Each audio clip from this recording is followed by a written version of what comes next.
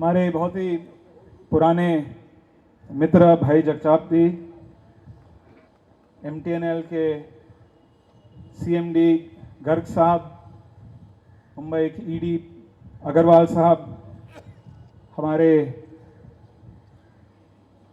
कौशिक जी, मांगेराम जी, United forum के मंच पर उपस्थित सभी पदाधिकारी नेतागण और हमारे MTNL के प्रिय कर्मचारी दोस्तों, भाइयों बहनों,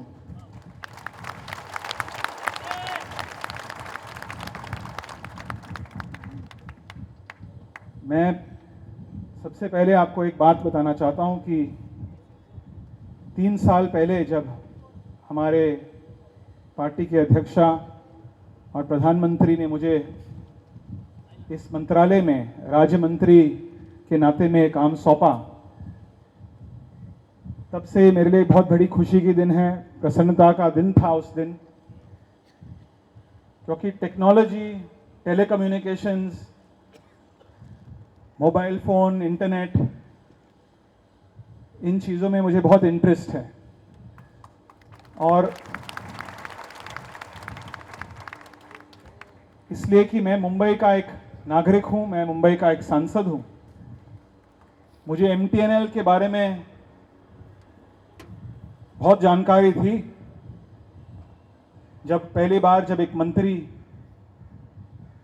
ऑफिस में जाकर प्रेजेंटेशन लेता है कि अपने मंत्रालय के बारे में क्या क्या इश्यूज है, उस समय आई हैव टू एडमिट कि BSNL के बारे में मुझे इतनी जानकारी नहीं थी, लेकिन MTNL के बारे में मुझे बहुत जानकारी थी, क्योंकि MTNL का लैंडलाइन हम तो बचपन से, मोबाइल फ़ोन्स भी हम बचपन से यूज़ करते आ रहे हैं।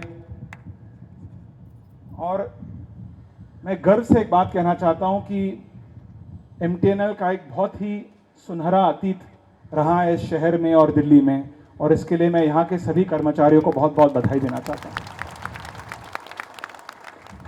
ये भी हमारे लिए और हमारे MTNL कंपनी के लिए, गर्ग साहब आपके लिए खास करके एक सौभाग्य है कि आपका इस मंत्रालय के जो 2 मंत्री हैं, सिब्बल जी और मैं, हम दोनों मुंबई दिल्ली के MP हैं। शायद पहली बार ऐसे हुआ है, मुझे पता नहीं है। तो MTNL की क्या समस्याएं हैं, किस प्रकार से आप MTNL के माध्यम से मुंबई दिल्ली के नागरिकों का आप सेवा करते हैं, इसके बारे में दोनों मंत्रियों को अच्छी तरह से जानकारी है। इस बात का मैं आश्वासन आपको देना चाहता हूं। और MTNL के बारे में जब भी बात होती है, खास करके पार्लियामेंट में जब प्रश्न पूछा जाता है, विपक्ष के हमारे दोस्त लोग पूछते हैं कि MTNL का ये प्रॉब्लम है, वो प्रॉब्लम है, BSNL का क्या प्रॉब्लम है। मैं आपको एक बात बताना चाहता हूं कि सरकारी कंपनियों के पास, और अगर तुलना किया जाए सरकारी कंपनियों में और प्राइवेट कंपनियों में, तो कुछ हद तक इनफ्लेक्सिबिलिटीज होती है। और उन इनफ्लेक्सिबिलिटीज के बावजूद जिस प्रकार से आज MTNL मुंबई दिल्ली में लैंडलाइन में उनका एक 90% मार्केट शेयर है, इसका पूरा क्रेडिट मैं यहां सभी उपस्थित हमारे कर्मचारियों को देना चाहता हूं। और मुझे यकीन है कि आने वाले नई टेक्नोलॉजीज में भी, चाहे वायरलेस हो, चाहे हमारे अग्रवाल जी मुझे बता रहे थे कि मुंबई में हम FTTH का बड़े पैमाने पे रोल आउट करने जा रहे हैं। मुझे यकीन है कि MTNL के पास ऐसे बहुत सारे प्रोडक्ट्स हैं, ऐसे बहुत अनुभव है, तजुर्बा है, जिसके माध्यम से हम आने वाले भविष्य में भी नंबर 1 पोजीशन पे दोबारा रहेंगे और वापस हमारी जो पोजीशन है, स्ट्रॉन्ग पोजीशन को वापस हम स्थापित करेंगे अपने आप को। दोस्तों, ऐसे बहुत सारे मुद्दों के बारे में आज चर्चा हुई है, जिससे हमें MTNL को अधिक मजबूत करना होगा। सबसे पहले मैं इस बात के बारे में आपको बधाई देना चाहूँगा कि जो एक बहुत ही बड़ा निर्णय हमारे कैबिनेट ने और खास करके EGOM ने एक डिसाइड किया कि ब्रॉडबैंड वायरलेस एक्सेस के जो लाइसेंसेस थे, उसको वापस किया जाएगा और 4,500 करोड़ रुपीस MTNL के बैलेंस शीट में आपको आने वाले, जिससे आपका आर्थिक जो परिस्थिति है हम उसे और भी मजबूत करेंगे। इसके साथ साथ भाई जगताप जी ने मर्जर के बारे में कहा, गर्ग साहब ने भी कहा। मैं आपको बताना चाहता हूं कि मर्जर इनएविटेबल है, यानी कि मर्जर होना ही होगा, क्योंकि अगर एमटीएनएल बीएसएनएल को साथ में मिलकर प्राइवेट कंपनियों के अगेंस्ट हमें compete करना होगा तो मर्जर के बिना हम compete नहीं कर पाएंगे, चाहे वायरलेस हो चाहे लैंडलाइन हो।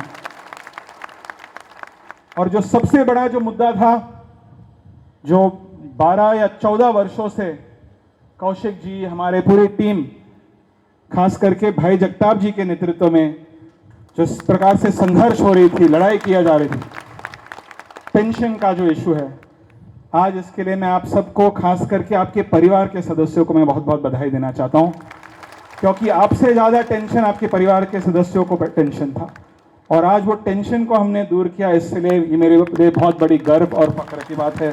मैं आपको बहुत बहुत बधाई देना चाहूँगा। मुंबई, दिल्ली में 45,000 फैमिलीज़ को बहुत ही पर्सनल लेवल पे मैं बहुत बधाई, शुभकामनाएं देना चाहूँगा। और एक बात बताना चाहूँगा आपको कि ये जो एक ऐतिहासिक निर्णय हमने किया है और ऐतिहासिक निर्णय सरकार ने किया है, ये ऐतिहासिक निर्णय टीम वर्क के कारण हुआ है।